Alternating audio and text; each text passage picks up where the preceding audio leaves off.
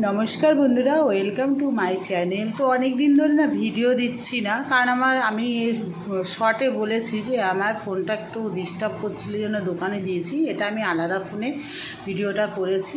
তো আজকে মঙ্গলবার যেহেতু, তা আজকে আমরা নিরামিষ খাই। তো সম্পূর্ণ নিরামিষ করে আজকে এই পনিরটা এইভাবে বানাচ্ছি। চলো তোমাদের সাথে শেয়ার করি। একদম সিম্পলভাবে খুব তাড়াতাড়ি রান্নাটা করলাম।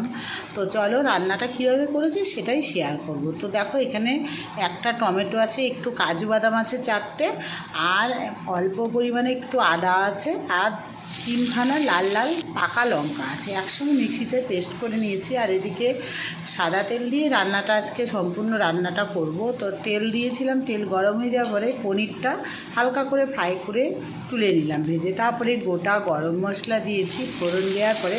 আর আলুগুলো না আমি আগের থেকে একটু ভাপ দিয়ে নিয়েছিলাম, মানে সেদ্ধ করে রেখেছিলাম। আলু আমি একটু সেদ্ধ করে জলটা ফেলে দিয়েছিলাম, দিয়ে আলুগুলো এর মধ্যে দিয়ে একটু নাড়াচাড়া করেছি তেলে।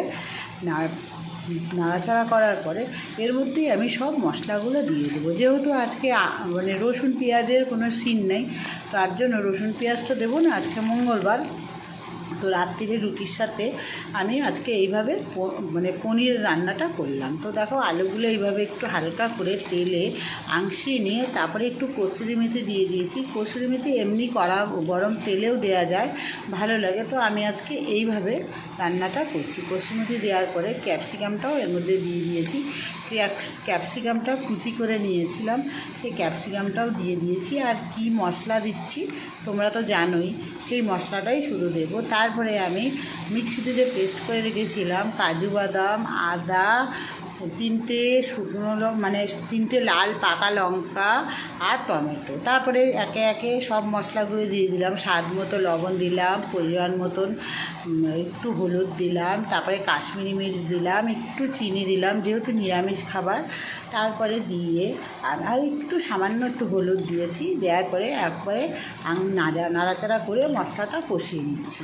তোমরা চাইলে শুধু তেলের মধ্যেও মশলাটা কষিয়ে নিতে পারো। তো আজকে যেহেতু সেরকম রসুন আর পেঁয়াজ হলে না মশলাটা একটু কষাতে হয়, আর এই সব মশলা অতটা কষাতে হয় না। এমনি আলুটা দেওয়ার পরে আমি মশলাগুলো একবারে দিয়ে দিয়েছি, মানে এখন খুব তাড়াতাড়ি রান্নাটা সেরে নিলাম। এটা রুটির সাথে না এভাবে করলে অসাধারণ লাগে।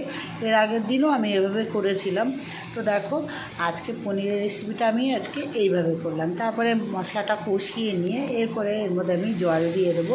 তো জলটা আমি একটু মাখা মাখা তরকারির মতন করব, কারণ জলটা একটু বেশি পরিমাণে, খুব বেশিও দেবো না খুব কমও দেবো না, কারণ রুটির সাথে একটু ঝোল ঝোল হলে খুব ভালোই লাগে। তো আলুর সাথে এই জল দিয়েছি সেটা মিশিয়ে দিলাম। তারপরে ফুটে গেল, ফুটে ওঠার পরে এবার আমি পনিরগুলো এর মধ্যে দিয়ে দেবো। তো আজকে আমি একদম সম্পূর্ণ নিরামিষ আর খুব সিম্পলভাবে রান্নাটা করে দেখালাম। তো বন্ধুরা, আমার ভিডিওটা তোমাদের কেমন লাগলো অবশ্যই বলো। একদম তাড়াতাড়ি রান্না। তো আজকে আমি পনির রেসিপিটা রাত্রে রুটির সাথে করলাম। তো বন্ধুরা, দেখা হবে নেক্সট ভিডিও।